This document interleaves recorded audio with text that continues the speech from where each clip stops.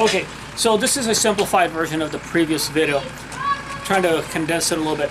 To replace the headlight, the front bumper cover needs to come off. To take off the front bumper cover, you're gonna need a 10mm socket to pull out 1, 2, 3, 4, 5, 6, 7, 8 of these bolts. And then these two right here, they're different. They've got a deeper head.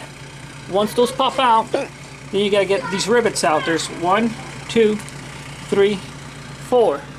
And over here, you're gonna notice that there's a little groove. Can you come in and get close? Right there, that little groove. Right there, get in with the screwdriver, pop it up. Then you can get underneath it and pull it out. You're gonna do that. Then over here, at the front fender, there's a bolt right here. Here, you can just, yep, right there, I'm pointing to it. Can you back up Atlas a little bit? Here, and just hold it like this. The bolt is right there. That needs to come out. And then 1, 2, 3 barb fittings need to come out. Also, there might be some down here, some bolts on the underside that may need to come out.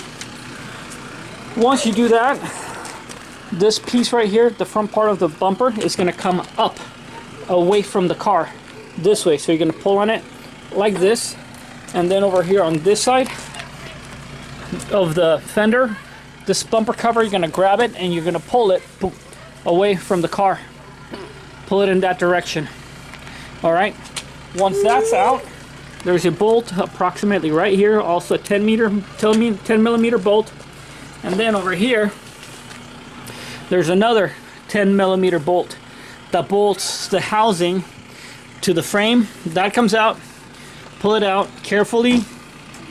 Remove the old bulb. Replace the new bulb. Be careful not to touch the glass portion of the bulb. And then that's it.